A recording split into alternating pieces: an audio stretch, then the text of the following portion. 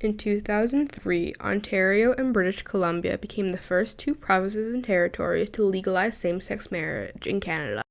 The Civil Marriage Act made same-sex marriage legal across Canada on July 20th, 2005. Canada became the fourth country to legalize same-sex marriage, after the Netherlands in 2000, Belgium in 2003, and Spain in 2005.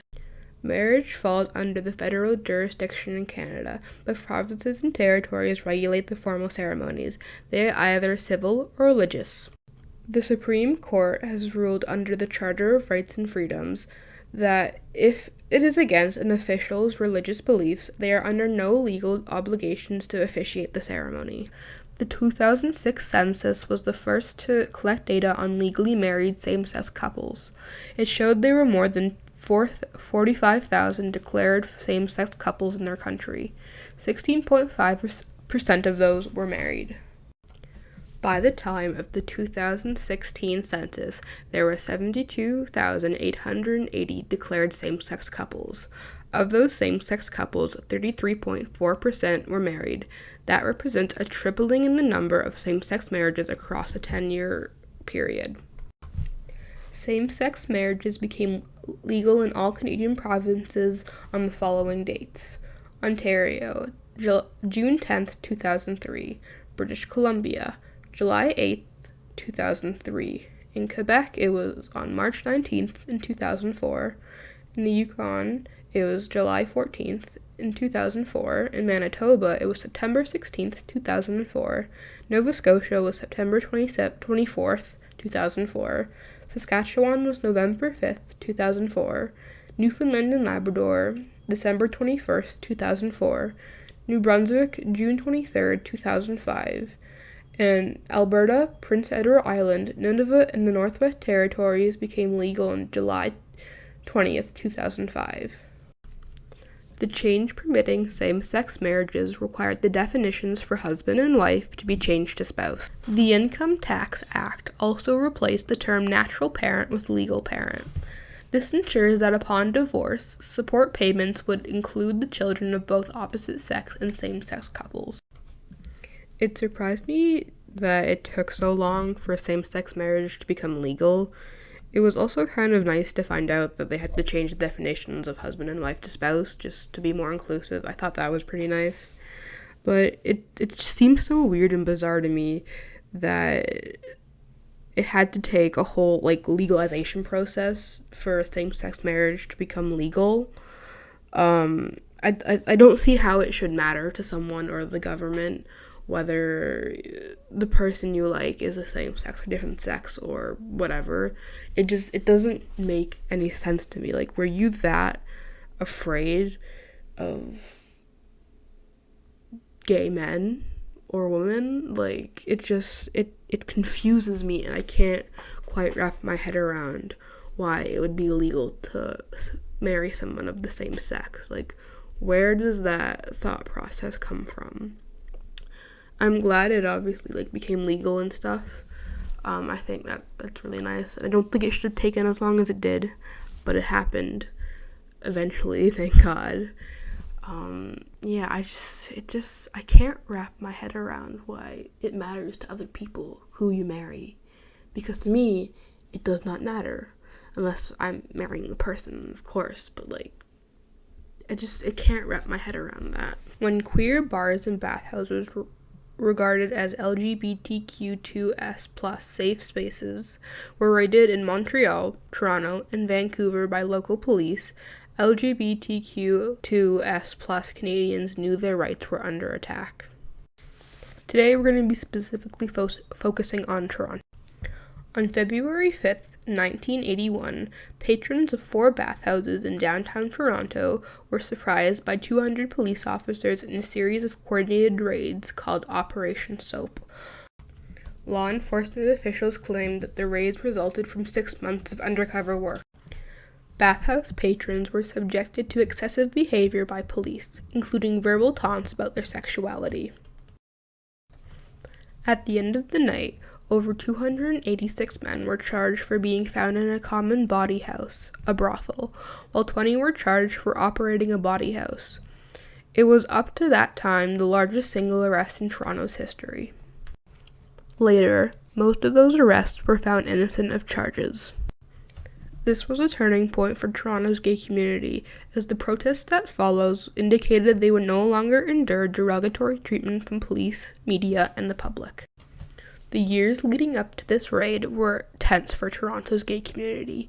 Egg and insult tossing at drag performers heading to Halloween balls across Yonge Street grew to the point where municipal police intervention was required to control the public. In March 1979 edition of the Metropolitan Toronto Police Association newsletter, Staff Sergeant Tom Mauclair's essay, The Homosexual Fad, portrayed gay men as arrogant, militant deviants who recruited innocent children to their lifestyle. A journalist by the name of Arnold Bruner summed up those views as stereotyped notions of the homosexual man as an uncontrollable sexual libertine who commits crimes of lust, prostitutes himself, who is capable of infecting those with whom he comes in contact with by spreading homosexuality or venereal disease. Police also target public washrooms known for clandestine encounters, sometimes hiding in the vents to catch sexual acts. During the Operation Soap raids, police entered the 4 bathhouses at 11 p.m. and used crowbars to open patrons' lockers. Undercover police wore red dots in their clothing to show, according to one officer, who are the straights. When the night was over, 286 men were charged for being found in a common bawdy house, while 20 were charged for operating a bawdy house. It was up to the time the largest single arrest in Toronto's history. The bathhouses suffered $50,000 in damaged items. No incidents of sex work was uncovered. The following evening, a midnight march protesting police brutality began at Yonge and Wellesley Street. Peaking over 3,000 participants, the procession headed south to the 52nd Division Police Station on Dundas Street. The protests resulted in 11 arrests, 1 injured police officer, 1 damaged police car, and 4 smashed windows in a streetcar. Though police officials claimed that the raids were merely a bust that wasn't intended to intimidate the gay community, public outcry against police brutality and the violation of civil liberties grew over the following days. Subsequent raids of Toronto's bathhouses, gay and lesbian strip clubs, and nightclubs continued with raids in June 1981, April 1983, February 1996, and September 2000. The growing politicalization and support of the gay community fueled civil rights activism, made homophobia less acceptable, and have led to Pride becoming one of Toronto's largest annual public celebrations. I think the raids were ridiculous and atrocious because the police are supposed to make you feel safe. You know, they're catching all the criminals and murderers and arsonists and all that stuff. But yet they come and raid like your bathhouses and bars, and then specifically ones meant for queer people who don't have really anywhere they can go and, just let loose. So they go to these special bars that are meant for them so they can somewhat feel safe. And then police come and raid them and arrest them for, like it said, over roughly 200 were later found innocent. So it's like, come on, police are arresting people for nothing. This also wasn't that long ago, like it said, in 1981, so that was 40 years ago that happened. Like I said before, the police are supposed to make you feel safe, yet they come into your bathhouses and bars and arrest you, making you feel unsafe and scared, and it probably really sucked because you don't have the law on your side because you like someone of the same sex. That just seems ridiculous to me now. With the passage of Bill C-16, history was made in June 2017, with both gender identity and gender expression now federally protected grounds in the Canadian Human Rights Act and the Criminal Code of Canada. This is a significant step forward for the protection and legal recognition of trans and gender diverse communities in Canada. Today, all provinces and territories in Canada include gender identity in their human rights codes. However, 3 jurisdictions, Manitoba, Saskatchewan, and Northwest Territories, do not specifically cover gender expression. In a recent nationwide survey, 74% of transgender youth reported experiencing verbal harassment in schools, and 37% reported experiencing physical violence. Transgender individuals in Ontario face unemployment over 3 times the national rate, and many more are underemployed. As a result of discrimination and bullying, the trans community faces high rates of mental health issues. Rates of depression are as high as 2/3. 77% of transgender individuals in Ontario report having considered suicide, and 43% have attempted suicide at least once. Canada's 42nd Parliament has the opportunity to address the violence and discrimination faced by trans individuals by introducing and passing without delay legislation that will amend the Canadian Human Rights Act and the Criminal Code to provide trans individuals with the same legal protections as other vulnerable groups. In Canada, all provinces and territories protect trans rights. Some provinces and territories protect trans rights through explicitly listing gender identity or gender identity and gender expression, while others interpret trans rights implicitly under other grounds. To continue talking about trans rights in Canada, I'm going to be discussing Two-Spirit. Now, there's a lot of words and terminology used here that I can't pronounce properly, so I'll put the proper spelling and everything on screen. I will not pronounce it. I'll just leave it as a blank. I just wanted to put a heads up here. Two-Spirit. A translation of the term refers to a person who embodies both a masculine and feminine spirit. Activist Albert McLeod developed the term in 1990 to broadly reference Indigenous people in the lesbian, gay, bisexual, transgender, and queer community. Two-Spirit is used by some Indigenous people to describe their gender, sexual, and spiritual identity. Different Indigenous cultures have their own variations of the term Two-Spirit, but all of these terms have historically been used to describe similar traits embodied by Two-Spirit people, including gender variance, specialized work roles, same-sex attraction, and spiritual identity.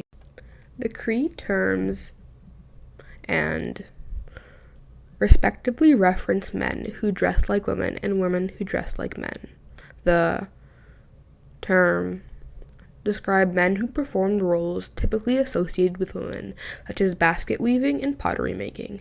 Similarly, the term describe females who took on roles traditionally characterized as masculine, including healing, hunting, and warfare. In various Indigenous cultures, temperament, work roles, dress, and lifestyles distinguish Two-Spirit individuals from men and women. In some cases, the term referred specifically to sexuality, such as phrase, which means he loves men. However, Two-Spirit people did not necessarily see themselves as homosexual. Two-Spirit was a complex role and identity that modern-day two-spirited individuals can use to reclaim traditions related to gender identity, sexual preferences, spiritual identity, and traditional roles. Colonization, Christian missions, and instruments of cultural assimilation, including the residential school system, has served to silence Two-Spirit traditions in some Indigenous communities. In the early 1990s, as a part of an effort to reclaim traditions, Indigenous people sought to find a word or phrase originating from the Indigenous community. At the 3rd Annual Intertribal Native American, First Nations, Gay and Lesbian American Confederates, held in Winnipeg, Manitoba in 1990, activist Albert McLeod proposed the term Two-Spirit to refer to the Indigenous LGBTQ community. The term was well received by the Confederates' attendees and soon gained popularity within Indigenous communities. The term is used today to broadly reference the Indigenous LGBTQ. Some Two-Spirit societies also use the terms LGBTQ2S or LGBTTIQQ2S, lesbian, gay, transsexual, transgender, intersexual, queer, questioning, and two-spirited, to incorporate two-spirit people with the larger LGBTQ community. From the 1990s to present, awareness about the two-spirit people has increased, both within and outside the Indigenous communities. Organizations such as National Confederacy of Two-Spirit Organizations, NC2SO, and the Northeast Two-Spirit Society, known as the East Coast Two-Spirit Society, EC2SS, seek to educate the general public about two-spirit traditions. They also serve as a source of support for Indigenous LGBTQ individuals. In January 2013, NC2SO and EC2SS created a resource directory of two-spirit groups in Canada and the United States. Despite growing awareness, some two-spirit people continue to face sexual and gender discrimination and violence in communities that are not accepting of their lifestyle. In 2013, on the eve of National Aboriginal Day and World Pride Toronto, Egal Canada Human Rights Trust, Canada's only national charity promoting LGBTQ rights through research, education, and community engagement, announced the launch of Two-Spirit One Voice program, designed by two-spirit people from across Canada. This program aims to bolster allyship with Indigenous communities and educate youth, police, and community service providers on the historical and contemporary roles of two-spirit Canadians. In my opinion, I don't think it should have took as long as it did for trans people to be protected. In Canada, it says 2016, that was 5 years ago. Why did it take so long for that to happen? And granted, gay marriage was only allowed in 2005, and so it took 11 years for trans people to have their rights respected in provinces and territories. So that's also kind of crazy. And then there's still a lot of discrimination against them today. And another thing, I didn't know that the two-spirit people faced so much discrimination. I knew Indigenous people already face a lot, and then trans people face quite a bit as well. But when you mix them together, it's just a ridiculous amount, and it's kind of sad and really annoying to think that because someone is kind of sad to think that someone who is Indigenous, it really sucks for two-spirited people who have already lost so much because they're Indigenous, which is completely unfair, but now they're losing more because they identify differently. It's the worst of both worlds, and I think it's really good that they're trying to reclaim the term two-spirit and trying to be, I guess, proud of it, but it must really suck for them because there's just so much discrimination and hate. And yeah, I'm glad my god,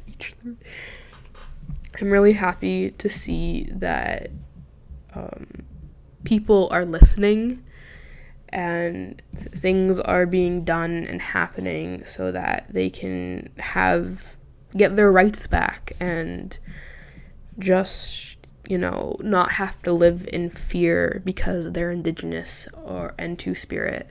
And it's kind of nice to know that now the LGBTQ plus now has the 2S as part of the common phrase. I haven't memorized it yet, so that's why I didn't say it.